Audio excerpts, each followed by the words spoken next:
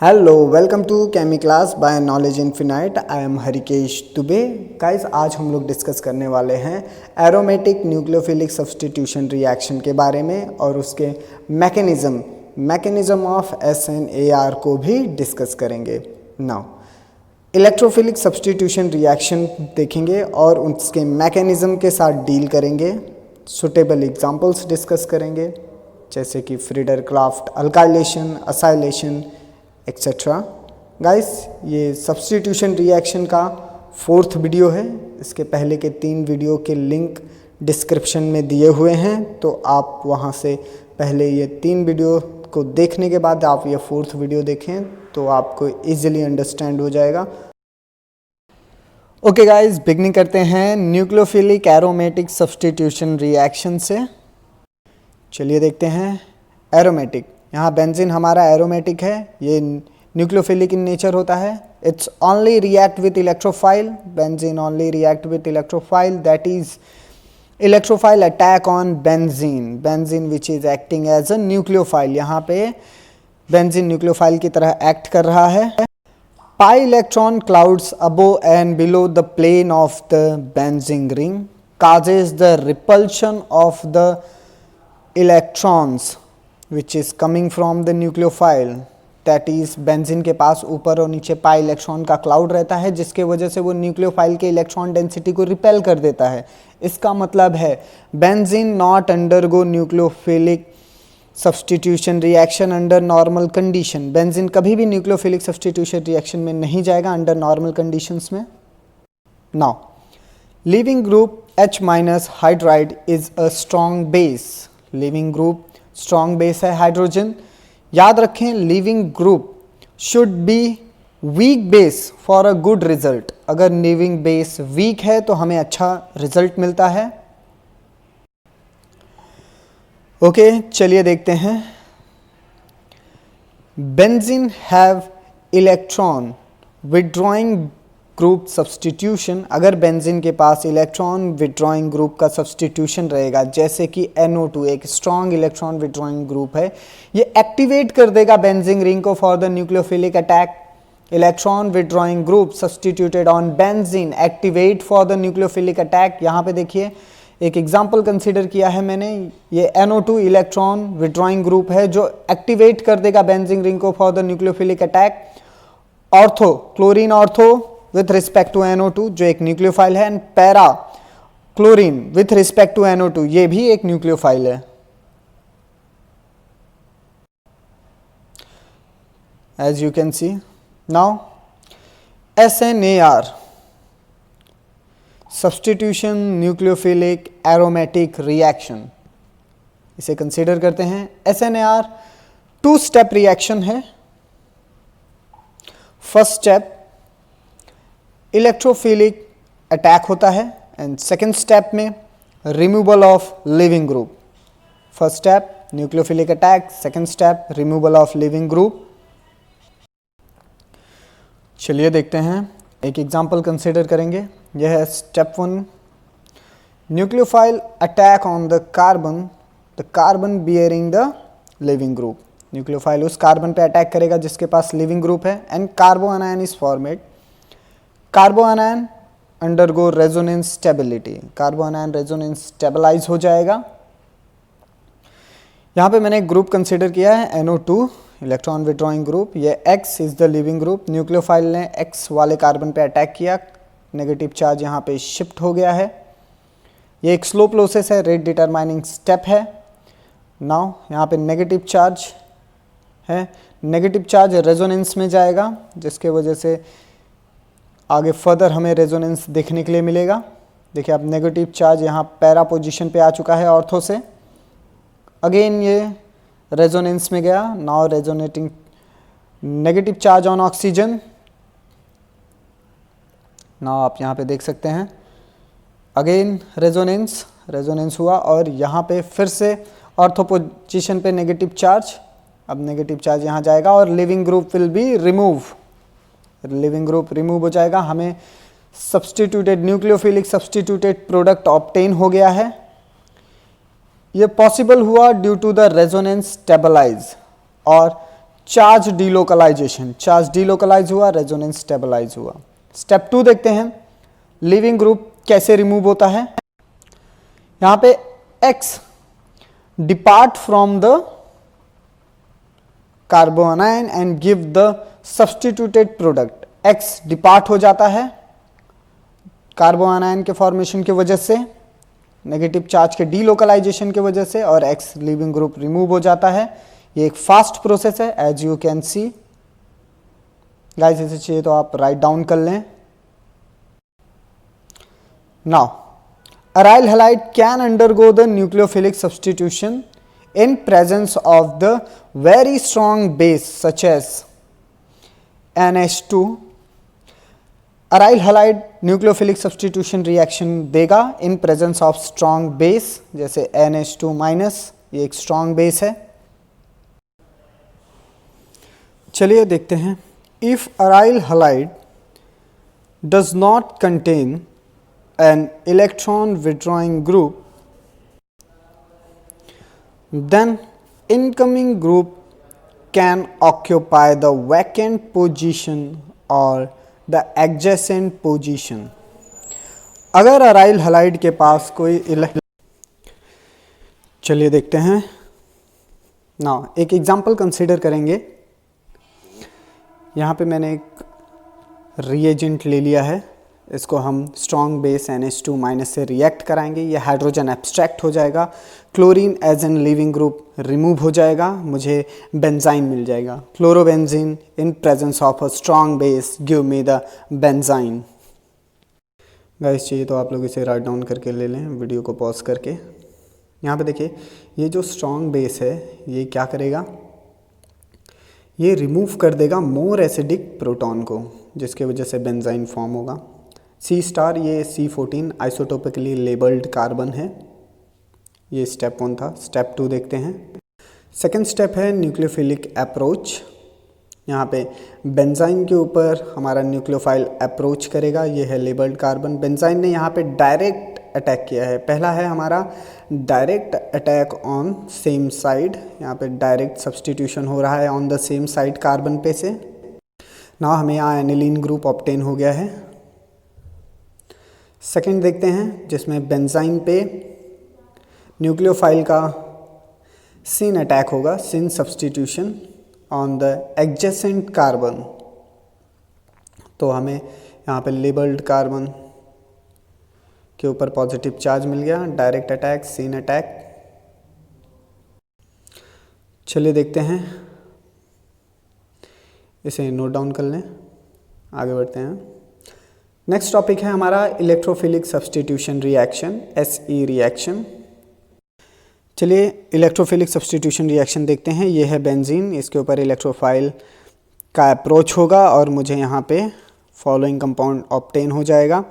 यह है बेंजीन जिसके पास पाई इलेक्ट्रॉन है, ये हाईली डीलोकलाइज होता है और अंडरगो होता है इलेक्ट्रोफिलिक सब्सटीट्यूशन रिएक्शन के, यानी इलेक्ट्रोफिलिक अटैक के। ना ये है इलेक्ट्रोफाइल जिसके पास इलेक्ट्रॉन डिफिशिएंट स्पीशीज हैं। इसे राइट डाउन कर लें।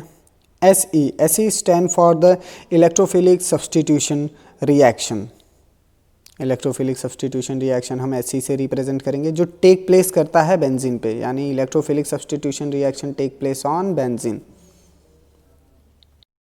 मैकेनिज्म ऑफ SE रिएक्शन देखेंगे। SE रिएक्शन 3 स्टेप मैकेनिज्म है, यानी इलेक्ट्रोफिलिक सब्सटीट्यूशन रिएक्शन 3 स्टेप में है। पहला है जनरेशन ऑफ इलेक्ट्रोफाइल, दूसरा है attack of electrophile on pi electron system, and third one is removal of proton by base. चलिए आगे देखते हैं। पहला स्टेप देखेंगे, जनरेशन ऑफ इलेक्ट्रोफाइल, कैसे जनरेट किया जाता है इलेक्ट्रोफाइल को। ये एक जनरल रिएक्शन कंसीडर किया है हमने। सबसे हम पहले इलेक्ट्रोफाइल प्लस न्यूक्लियोफाइल का एक कंपाउंड लेंगे, कंपाउंड में से उसका आयोनाइज होगा तो मुझे E+ एंड Nu- मिलेगा। E+ यानी इलेक्ट्रॉन डिफिशिएंट स्पीशीज, Nu- यानी इलेक्ट्रॉन रिच स्पीशीज, इसे ही कहते हैं हम इलेक्ट्रोफाइल। चलिए एक एग्जांपल से इसे समझने की कोशिश करेंगे। मान लीजिए मेरे पास नाइट्रिक एसिड है और वो सल्फ्यूरिक एसिड से रिएक्ट करता है तो मुझे NO2+ मिल जाता है। नाइट्रोनियम आयन मिलता है जो इलेक्ट्रोफाइल है। हाइड्रोनियम आयन ये पॉजिटिवली चार्ज स्पीशीज है और ये है हाइड्रोजन सल्फेट। इसे राइट डाउन कर लें। सेकेंड स्टेप है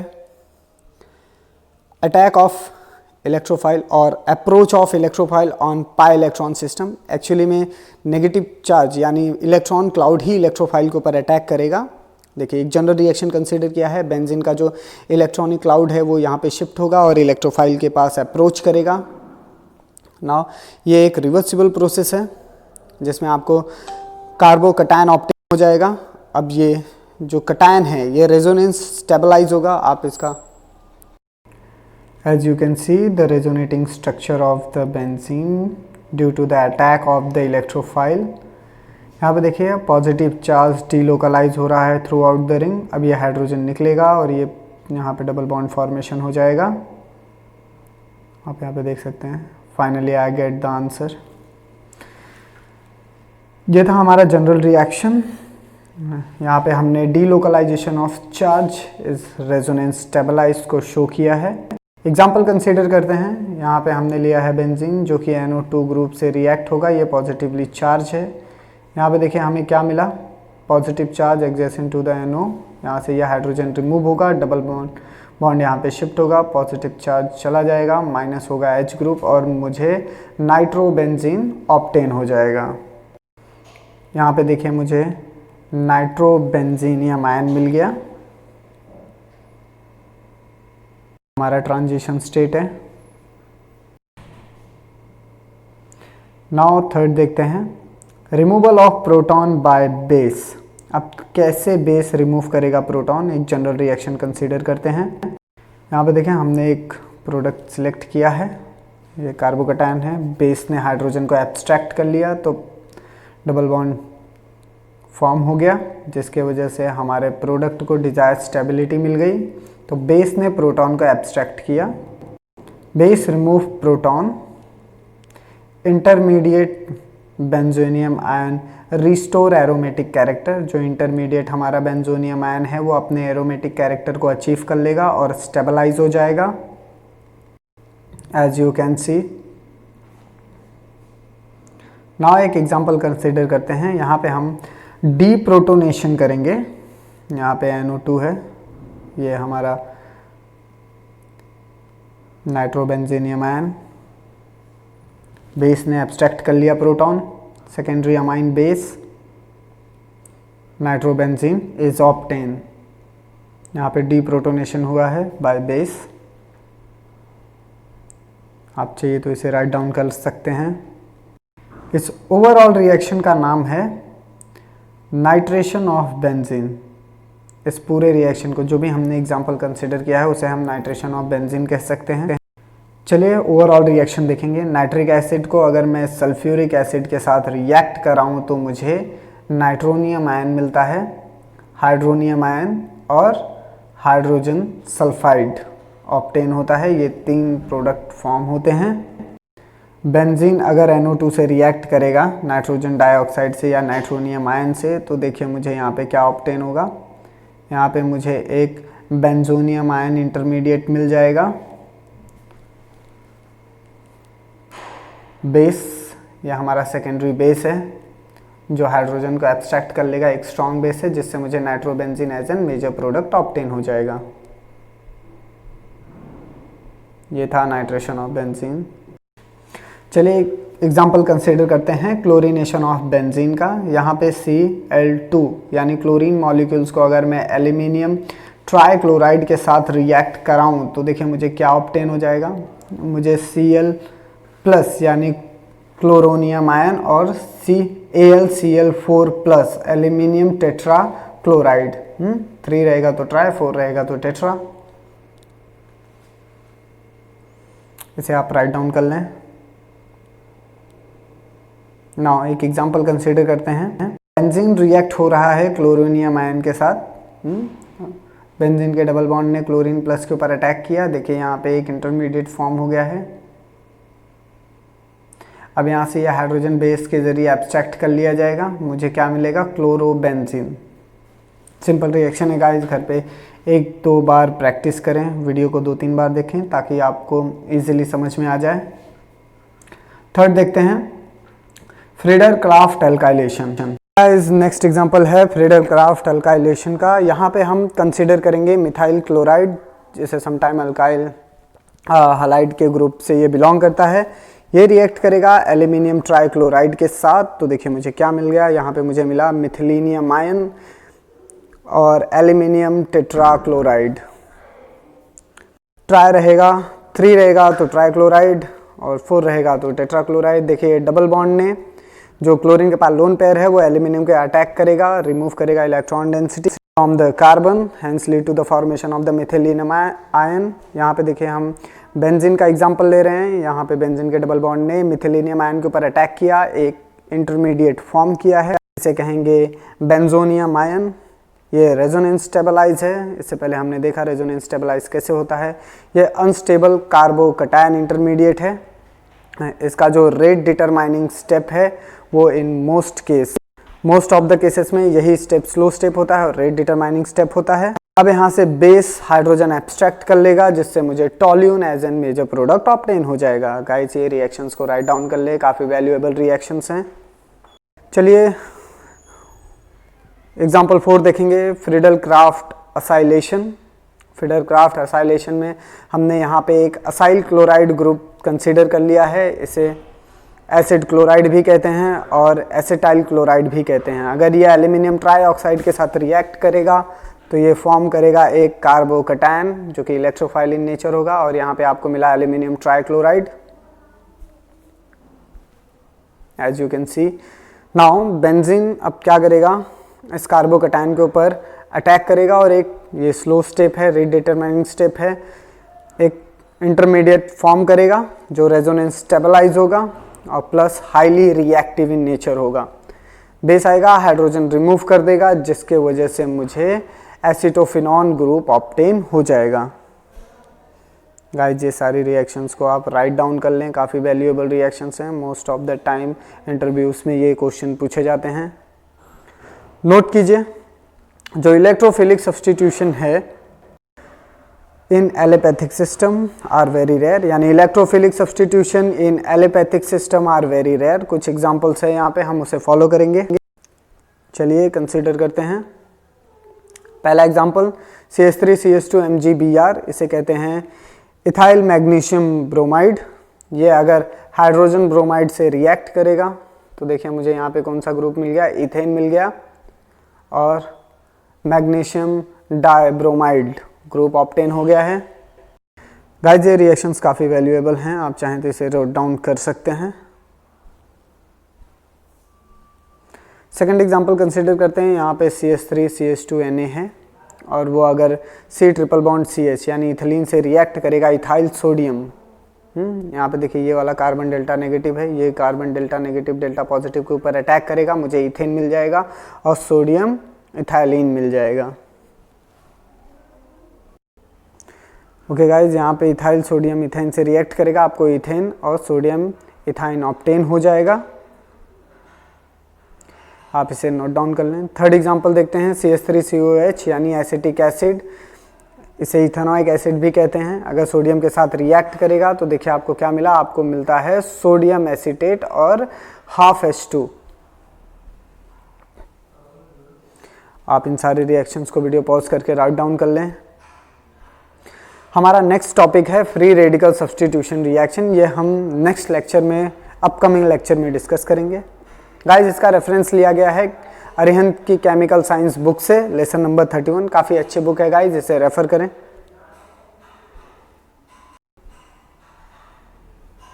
thank you for the watching guys. अच्छा लगा हो तो लाइक करें, शेयर करें, सब्सक्राइब करें और फॉलोइंग डिटेल्स पे कांटेक्ट करें। कोई डाउट या वैल्यूएबल सजेशंस देने के लिए आप हमसे कांटेक्ट करें। आपका समय शुभ रहे। Thank you for watching.